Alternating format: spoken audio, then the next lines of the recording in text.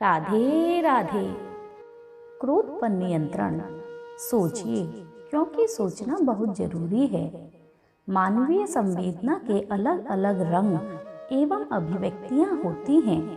कभी खुशी तो कभी दुख, कभी हंसी तो कभी क्रोध। ये सभी जीवन को बहुरंगी बनाते हैं, लेकिन इनमें संतुलन का होना उतना ही आवश्यक है जैसे क्रोध सदैव अहित ही करता है।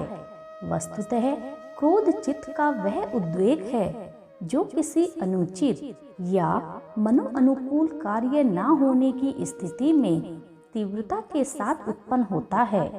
गीता में क्रोध को लेकर कहा गया है कि हमारी जो अभिलाषा पूरी नहीं होती वही रजोगुण के कारण क्रोध बन जाती हैं। इसलिए अभिलाषाओं के स्तर पर तार्किक होना ही क्रोध पर अंकुश का सबसे प्रभावी उपकरण है। पुराणों के अनुसार क्रोध को अदृश्य एवं अज्ञात शत्रु की संज्ञा दी गई है, जिसके सृजनकर्ता हम स्वयं ही होते हैं। चूंकि यह हमसे ही उत्पन्न होता है तो इसके शमन का दायित्व भी हमारा ही है। इतिहास साक्षी है कि क्रोध ने सदैव विध्वंस का काम ही किया है। क्रोध नितांत निजी चुनाव है।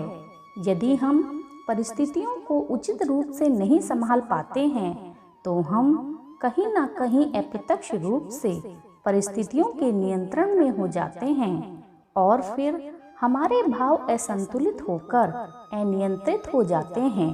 यह हमारी व्यक्तिगत जिम्मेदारी है कि क्या हम अपने जीवन को क्रोध की अग्नि में जलाकर भस्म कर देना चाहते हैं या क्रोध को नियंत्रण में रखकर जीवन के उच्चतम शिखर को छूना चाहते हैं।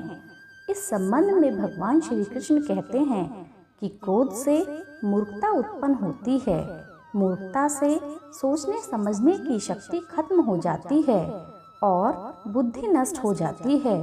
बुद्धि नष्ट होने पर इंसान स्वयं नष्ट हो जाता है। इसलिए क्रोध को नियंत्रित करना अत्यंत आवश्यक है, अन्यथा क्रोध के अधीन होकर अपने जीवन की छोटी मोटी परिस्थितियों की परिधि में ही उलझे रहने की आशंका बढ़ जाती है, जिससे हम अपने जीवन के सर्वश्रेष्ठ स्तर को छूने से वंचित हो सकते हैं। सोचिए, क्योंकि सोचना बहुत जरूरी है। धन्यवाद।